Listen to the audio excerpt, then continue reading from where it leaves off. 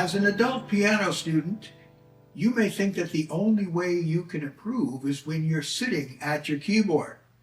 But if you struggle with hand independence, that is, getting your left hand and your right hand to do different things at the same time, then one of the best places you can be to work on this is here at your dining room table or at your desk. So I'm going to show you some coordination exercises that you can practice anytime, anywhere, and you don't have to be at your keyboard. And these exercises will help you get your hands thinking independently. So let's start with a very simple exercise, and I've demonstrated this in a previous video, but we're going to do it here as well. What we're going to do is tap 4 with the left hand. 1, 2, 3, 4, 1, 2, 3, 4, and at the same time we're going to tap 2 with the right hand. In other words, the right hand is going to hit every other beat. 1, 2, 3, 4, 1, 2, 3, 4. 3, 4, 1, 2. So the right hand is playing on beats 2 and 4 to begin with. 1, 2, 3, 4. 1, 2, 3, 4. Now, we will do it where the right hand is hitting on beats 1 and 3. So the right hand is hitting 2 beats and the left hand is hitting 4. So we got 4 and 2. 1, 2, 3, 4. 1, 2, 3, 4. 1, 2, 3, 4. 1, 2, 3, 4. So you can be counting to yourself to keep yourself straight as you're doing this exercise. 1, 2, 3, 4. 1, 2, 3, 4. So remember, don't rush. You may have to start very slow to do this. 1, 2, 3, 4. 1, 2, 3, 4. And then do it without counting. And gradually speed up.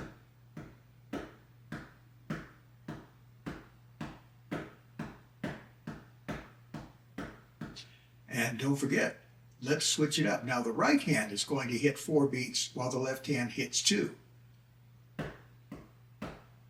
1, 2, 3, 4. 1, 2, 3, 4.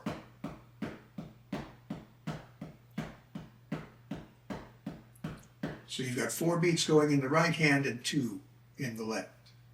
Now we're going to make this even more of a challenge. Put your hands flat on the table like this. And now we're going to do this by simply lifting one finger. So we lift our ring finger, or not our ring finger, but our little finger in the left hand. We're going to be tapping that. 1, 2, 3, 4, and then the right hand on beats 2 and 4. 1, 2, 3, 4. 1, 2, 3, 4.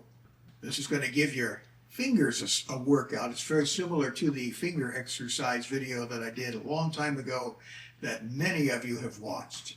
You can do this with your 4th finger. Now to make this a little easier for your 4th finger, you can raise your 5th finger, and that gives your 4th finger more freedom to move.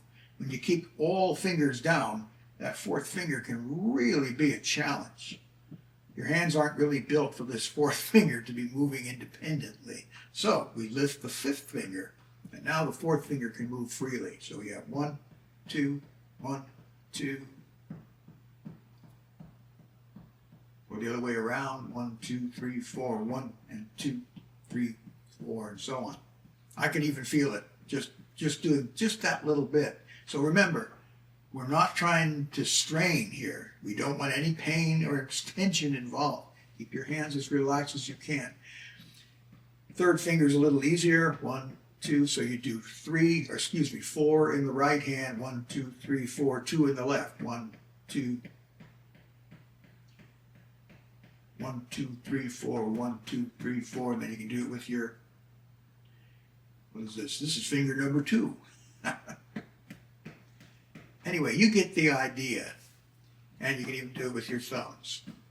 And you can start out, of course, by doing it with your whole hand. So those are some of the basic exercises. Now we're going to do one that's a little bit more of a challenge.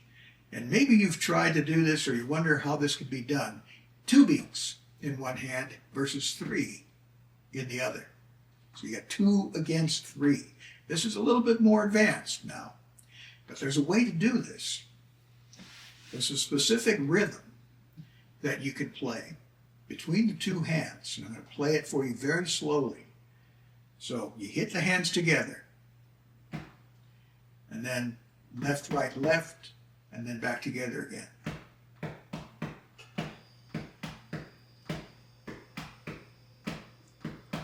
Now, if you analyze what I just did, you'll notice that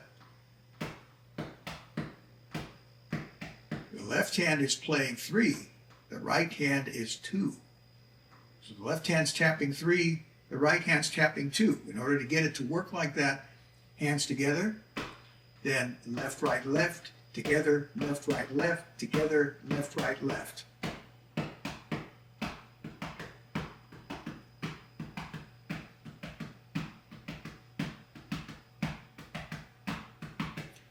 That's 3 against 2.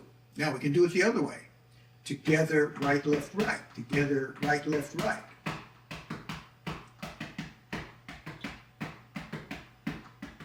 Notice I can't talk while I'm doing this. It takes tremendous concentration. So you'll notice at that point, the right hand is playing 3 beats per measure. 1, 2, 3, 1, 2, 3. And the left hand is 1, 2 in that same space.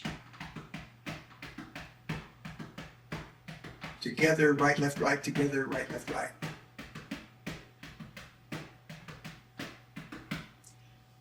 And this might turn up in a song when you're playing like a flowing accompaniment in the left hand.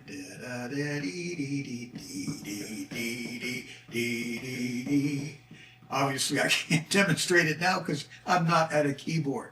But you get the idea. You may be playing a flowing triplet accompaniment in your left hand, but the melody has 2 beats where there might be 3 in the left hand, or 2 notes where there are 3 in the left hand.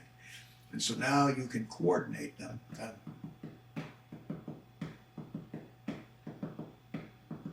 Notice how I'm doing it here. I'm playing like this little arpeggio with my left hand. I don't have to worry about hitting wrong notes because I'm doing it on a table.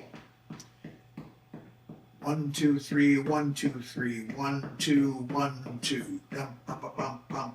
Whoops! See, I told you I can't do it and talk at the same time. These are some basic exercises that you can do away from the piano to help develop hand independence. And there's even more advanced ones that I can show you, but we'll save those for a future video.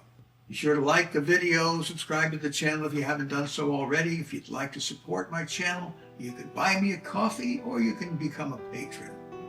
Thanks again for watching, and I'll be back at the keyboard before you know it.